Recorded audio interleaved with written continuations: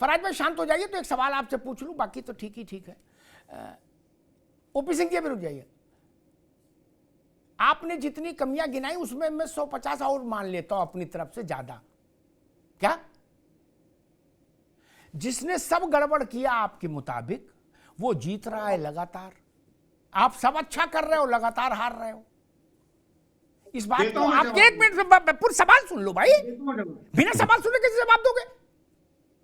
इस बात को आपके अलावा, आपकी इस बात को आपके अलावा आपके परिवार में भी कोई नहीं मानेगा कि हमने सब पर्चा अच्छा लिखा और हम फेल हो गए, और जिसने पर्चे में कुछ नहीं लिखा वो टॉप कर गया। ये बात कौन मानता है? कहने वाले के उस पर असर आ जाता है। लोग कहते भैया इनके दिमाग में कुछ गड़बड़ है। जी ये आपसे पूछ रहे हैं। एक चुनाव हारा हुआ आदमी जिसको उत्तराखंड में भारतीय जनता पार्टी ने मुख्यमंत्री बनाया, वो परीक्षा में पास करके फेल हुआ। उत्तर प्रदेश का उप मुख्यमंत्री चुनाव हार करके उप मुख्यमंत्री बनाया जाता है। अमिताभ जी, मैं आपसे पूछना चाहता हूं कि वो बता देंगे, आप बोल लो। अभी बीच में बोलूंगा तो आपको बोलने नहीं दिया। अटल बिहारी वाजपेयी जी दो बार लोकसभा का चुनाव हारे, क्या वो फेल हो गए? मैं नहीं मानता। मैं मानता हूं श्रद्धेय अटल बिहारी वाजपेयी जी इस देश के बहुत बड़े नेता। चुनाव में हार और जीत अमिताभ जी डेमोक्रेटिक प्रोसेस का एक हिस्सा है। ठीक है फराज भाई, आप रुक जाइए, आप रुक जाइए। आगे बात, आगे अब रुकना होगा, आगे बात अब रिपीटिशन होगा। मैं रोहित के पास जाऊं उससे पहले फराज जी ने जो कहा उसका एक तथ्यात्मक उत्तर दे दो ताकि सनद रहे।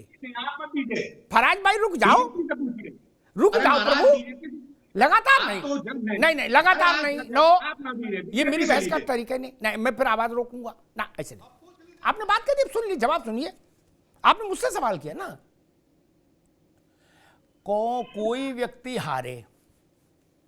भारत ने जो लोकतंत्र स्वीकार किया उसका नाम है, केवल डेमोक्रेसी नहीं, उसका नाम है पार्लियामेंट्री डेमोक्रेसी। संसदीय जनतंत्र स्वीकार किया भारत ने। ठीक, मेरे ख्याल से समझदार लोगों को पता है, और बाकी और जान लें। उसमें पार्टी को बहुमत होता है, पार्टी को अधिकार है किसी को बनाए नेता। ठीक, वो चुनाव हारा है, नहीं हारा है, कितने वोट से जीता है, it doesn't make any difference. कहीं रोको तो मुझे बताओ। और व्यक्तियों के चुनाव हारने की बात कही मेरे काबिल मित्र फराज भाई ने। सारे व्यक्ति चुनाव हारते रहे, इंदिरा गांधी चुनाव हारी। लेकिन मैं फिर भी अपनी इस बात पर कायम, फिर रोहित जी के पास और प्रियंका जी के पास चलता हूं। एक बात कह दूं, 14, 17, 19, 22 ये व्यक्तियों के हारने की कथा नहीं है, ये पार्टी के निरंतर हारने का मसला है। ये व्यक्तियों के हारने का मसला नहीं है कि अखिलेश जी हार गए, शिवपाल जीत गए, इससे कोई फर्क नहीं पड़ता। ये पार्टी के लगातार डिक्लाइन होने की। आज कांग्रेस से आप फराज किदवई साहब का अगर तर्क लेके चले तो फिर तरस नहीं आएगा। 408 से 415, बाद में पंजाब में बाई इलेक्शन हुआ था, तो पंजाब में लेट इलेक्शन हुआ था, तो 13 और आई थी, तो 815 सीट से 44 पे आ गई ना कांग्रेस। और कांग्रेस भी कहे ये तो डेमोक्रेटिक प्रोसेस है, हार जीत चलती रहती है, आई डैम केयर। तो फिर कांग्रेस को प्रणाम करना पड़ेगा ना फराज भाई? नहीं, फिर तो प्रणाम करना पड़ेगा। इस बात का तो मेरे को थेतरा ही है। गाड़ी का ब्रेक फेल, गाड़ी चली गई खाई में, और अभी तक हम कह रहे हैं डेमोक्रेटिक प्रोसेस है। इसलिए मैंने निवेदन किया था, बाकी कोई बात नहीं। व्यक्ति हारे हैं, जीते हैं, क्या फर्क पड़ रहा है? और जो लोग लगातार जीते उनकी पार्टी बहुत बड़ी हुई हो, ऐसा भी नहीं। व्यक्तियों के हार जीत पर चर्चा नहीं कर रहा, मैं पार्टी की बात कर रहा हूं। खैर, रोहित सिंह जी, कहा जा रहा है कि अपना वजूद बचाए रखने के लिए आरएलडी ने भारतीय जनता पार्टी का दरवाजा खटखटा दिया, और जो किसानों पर जो जुल्म जाती और उनके फसलों का मूल्य और क्या क्या जो प्रियंका जी ने कहा और फराज जी ने कहा, उस सबको नजरअंदाज कर दिया। रोहित जी।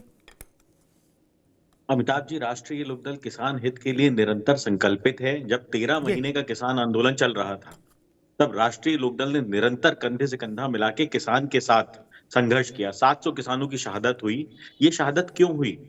2009 में एक भूमि अधिग्रहण बिल आया था, चौधरी अजीत सिंह सत्ता में थे। कितने घंटे लगे थे चौधरी साहब को वो बिल खत्म करवाने में? 6 से 8 घंटे, इससे ज्यादा नहीं लगा होगा। आज हमको विपक्ष में रहते हुए 13 महीने लगे। क्यों? क्योंकि साहब युवराज को तो कहीं निकलना नहीं है और अखिलेश जी जाते नहीं है कहीं पे। राष्ट्रीय लोकदल निरंतर अकेले संघर्ष करता रहा किसान के लिए और राष्ट्रीय लोकदल को 13 महीने लगे। हम सत्ता में रहें चाहे विपक्ष में रहें, हम किसान हित में आवाज उठाते रहेंगे और संघर्ष करते रहेंगे। अगर कुछ भी गलत करेगी भारतीय जनता पार्टी तो निरंतर उनके हित में हम कहीं ना कहीं भारतीय जनता पार्टी से काम करवाएंगे। जब हम सत्ता में रह के 2009 में भूमि अधिग्रहण बिल को 6 से 8 घंटे के अंदर हम अगर उसको सरकार को बैकफुट पे ला सकते हैं सत्ता में रहते हुए, और हम वही 2021 के अंदर हमको 13 महीने लग जाते हैं उस किसान आंदोलन को, 700 किसानों की शहादत हो जाती है, तो ये किस मुंह से किसानों की शहादत की बात करते हैं? जो किसान आंदोलन में गए हो तो बताइए मुझे, कहीं दिखाई पड़ा इनका चेहरा? निरंतर माननीय जयंत चौधरी जी, चौधरी अजीत सिंह जी ने किसान आंदोलन को बचाने का काम किया। आज उनकी जयंती है, हम उनको नमन करते हैं। अगर चौधरी अजीत सिंह ना होते तो किसान आंदोलन बचता ना। ये किसान आंदोलन का नाम लेते हैं, अरे किसानों का नाम लेते हैं, ये रेसलर बेटियों का नाम लेते हैं। अरे जिसके मुंह से बृजभूषण शरण सिंह का नाम ना निकला हो, बृजभूषण शरण सिंह इंतजार कर रहे हैं कब भाजपा उनको निष्कासित करे और ये अपनी गोदी में बैठाएं। वो बात करते हैं रेसलर बेटियों की। अखिलेश जी के नाम मुंह से अगर कभी बृजभूषण शरण सिंह का नाम निकला हो तो मुझे बाइट भिजवा दे फिराज के दुबई है। और ये बात करते हैं रेसलर बेटियों के सम्मान की है। इन्होंने तो गालीबाज नेता रख रखे अपने यहाँ, स्वामी प्रसाद मौर्य, जिसको पता ही नहीं है, दूसरे के धर्म के ऊपर गाली गलौज करते रहो, यही काम है। जब राष्ट्रीय लोकदल ने स्टैंड लिया, मैंने खुद आपके डिबेट के अंदर कहा कि साहब उनको मीडिया डिफिशिएंसी सिंड्रोम है। मैंने समाजवादी पार्टी वालों से पूछा कि भाई इसके ऊपर कार्रवाई क्यों नहीं करते हो, तो कहा साहब अखिलेश जी ने कह दिया अब आगे नहीं बोलेंगे। फिर 2 दिन पहले बोल दिए। अरे आपके नेता आपकी नहीं सुनते, ऐसी पार्टी चलाते हो आप। ठीक है रोहित बाबू, जिसको मर्जी आती है जाति के नाम पे गाली देते हैं, बिल्कुल जिसको मर्जी आती है जाति के नाम पे गाली देते हैं। रोहित बाबू अभी रुकना, प्रियंका जी के पास चलूंगा। लेकिन एक बात जरूर है, वो बात जो इन्होंने रोहित जी ने याद दिलाई, जब ये धरना चल रहा था महिला पहलवानों का, तब मैंने एक बात कही थी कि उत्तर प्रदेश की सबसे बड़ी विपक्षी पार्टी ब्रजभूषण शरण सिंह का नाम लेके ट्वीट भी नहीं करेगी। क्या राजनीति ऐसी है मेरे मित्र, ज्यादा अटारी पे चढ़ के न चिल्लाओ कोई। हमको मालूम है जन्नत की हकीकत क्या है महाराज। और जो पत्रकार पूछ ले उसको न उससे नाराज और हो जाए, बोले तुम कहीं बवाल करते हो, शांत रहो, ऐसी बातें मत पूछा करो। है भाजपा पैसे लेके आए हो, नया नारा है, तो उसके सवाल पूछो तो भाजपा पैसे लेके आए। भाई ब्रजभूषण का नाम नहीं लेना है, इसलिए पॉलिसी डिसीजन कहीं तो आया होगा, और क्यों नहीं लेना है? ऐसा तो नहीं कि ब्रजभूषण शरण सिंह द्वारिका पीठ के शंकराचार्य हैं ना, क्यों नहीं लेना नाम? हमको मालूम है जन्नत की हकीकत क्या है, इसीलिए मैं कह रहा हूं ये सब चीजें ठीक है, नीतियों के लिए लड़ रहे, फलाने के लिए लड़ रहे, सीधी सीधी बात करो। हमने इतनी राजनीति देखी है फराज बाबू कि मतलब छोड़ दीजिए अब उस विषय को। नहीं, इसी पर एक दिन 1 घंटा बहस कर लूंगा। ब्रजभूषण का नाम क्यों नहीं लिया किसी ने? ब्रजभूषण का नाम मैंने कम से कम लिया है। अरे आपके लेने से नहीं चलेगा ना भाई, आपके रोहित के प्रियंका के कहने को हम राहुल गांधी, जयंत चौधरी और अखिलेश यादव का कहा मान लें क्या, या ओपी सिंह का कहा नरेंद्र मोदी के? नहीं ना। और दूसरी बात, अरे ऐसे नहीं, दूसरी बात नहीं, अभी तो पहली बात खारिज हो गई, अभी दूसरी बात कैसे आएगी? No no no no Priyanka ji, ये जो डेवलपमेंट हुआ है, अभी रुकना होगा, सबको रुकना होगा, केवल प्रियंका जी की आवाज जाएगी। प्रियंका जी, ये जो डेवलपमेंट यूपी में हुआ, उसके बाद खबरें ऐसी आ रही हैं कि जयंत के बीजेपी में जाने के बाद, बीजेपी के साथ जाने के बाद कांग्रेस ने सेकंड थॉट लिया है और उसने बहन जी की कुंडी खटखटाना शुरू कर दिया है। क्या ये बात सही है? ऐसा कुछ हो रहा है? और अगर हाँ, तो फिर उस एडजस्टमेंट में, उस नए समीकरण, संभावित समीकरण में सपा कहाँ खड़ी होगी? प्रियंका जी। अमिताभ जी, मैं गठबंधन की अगर बात होगी क्या फ्यूचर में होने वाला है, इसका आवाज तो मुझे भी नहीं है, और राजनीति में संभावनाएं होती हैं, इसे नजरअंदाज नहीं किया जा सकता। और जैसा कि रोहित जी अभी बता रहे थे कि ब्रजभूषण का नाम नहीं लिया, अब तो वो ब्रजभूषण सिंह के साथ में खड़े होंगे, जाके पूछिए ना इनसे क्या न्याय मिल गया, वो जेल पहुंच गए। अरे देखिए, बातें बड़ी बड़ी करना आसान है, पर अपने बात पे टिकना बड़ी बात है। और इतनी बात ना करें यहाँ बैठ के, अब जाके उन्हीं के साथ खड़े होंगे। अब बताइए ना, 13 तारीख को जो किसानों का धरना प्रदर्शन हो रहा है, उसमें उसमें उनके साथ में खड़े होंगे क्या जाके? अरे रोहित अरे जी, पहले कम से राहुल कम गांधी को तो भेजिए वहां पे। अरे बात मैडम, राहुल करिए। गांधी को तो भेज दीजिए। वो जो 13 तारीख को वो तो प्रदर्शन हो रहा यात्रा पे है, है भाई, अभी राहुल यात्रा पे गांधी है। को तो भेज दीजिए। हाँ, वो न्याय दिलवा रहे हैं। किसको दिलवा रहे हैं अब पता आप नहीं, कांग्रेस वालों को दिलवा रहे हैं न्याय। कांग्रेस वालों पे न्याय यही होगा कि भैया घर बैठो। कांग्रेस जो वालों पे कीले न्याय यही बिछा होगा।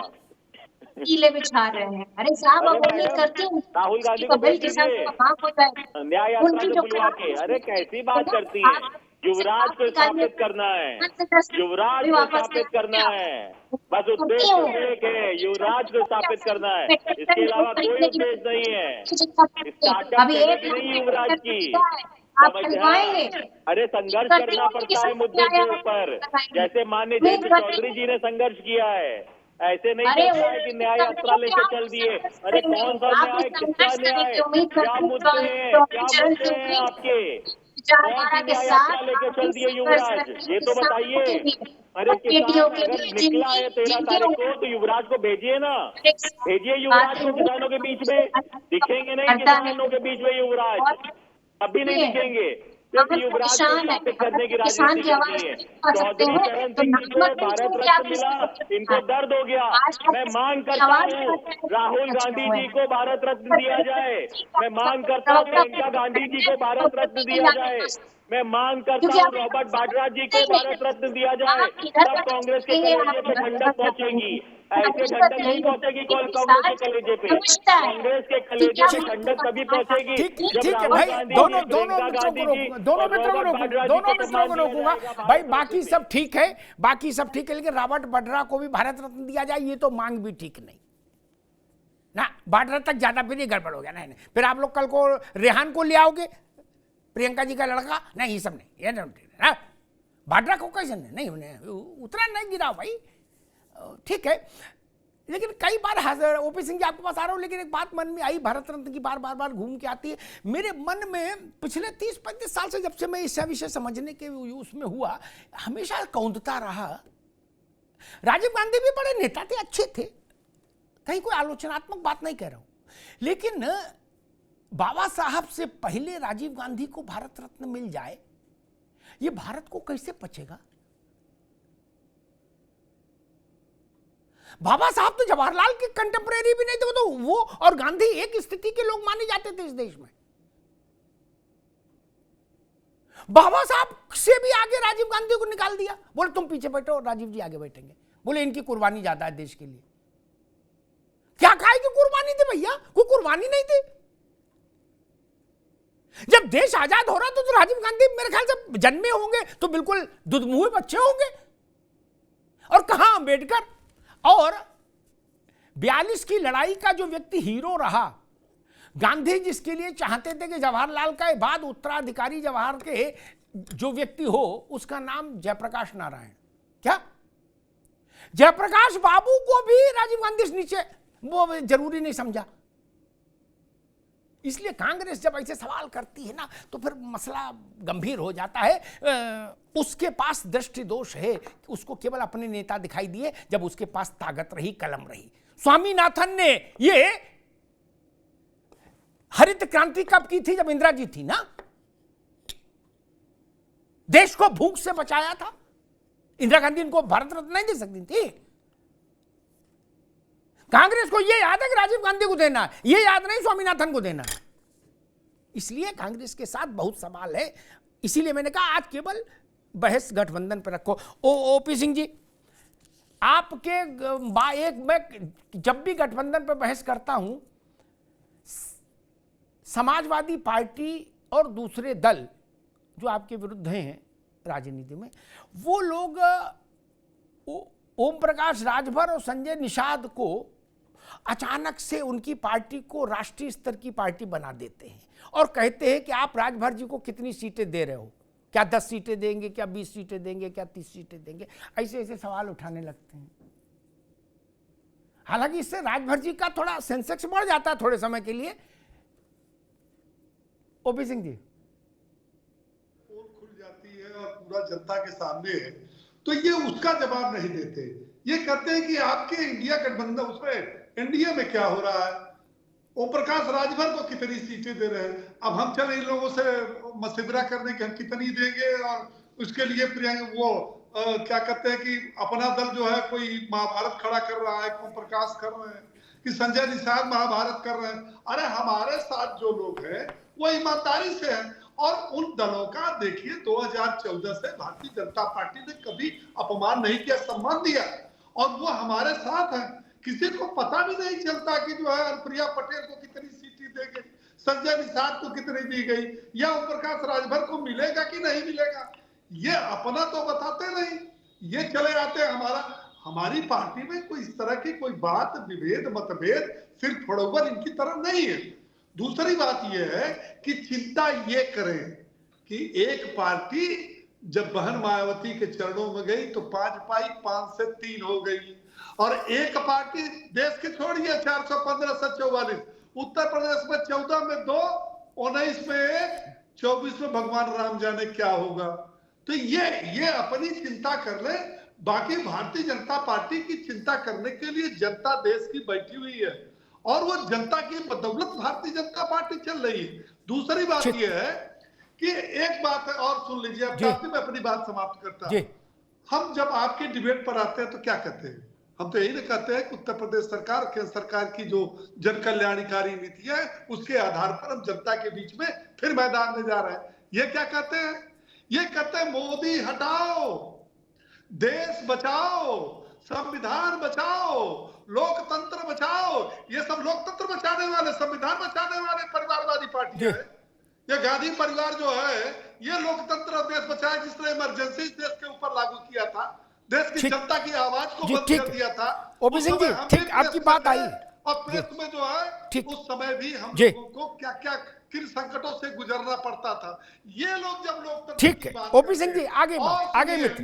एक बात मैं कह के समाप्त करता हूं, कांग्रेस पार्टी ने पूरे देश में लोकतांत्रिक तरीके से चुनी गई 117 सरकारों को बर्खास्त किया। आप पत्रकार रहे, ठीक है, 57 सरकारें केवल इंदिरा जी ने बर्खास्त किया था। ये लोकतंत्र और संविधान की बात करते हैं। ठीक है, आप बताइए। नहीं अभी वो न्याय दे रहे हैं, न्याय के लिए निकले। ठीक है ओपी सिंह जी, आगे बात।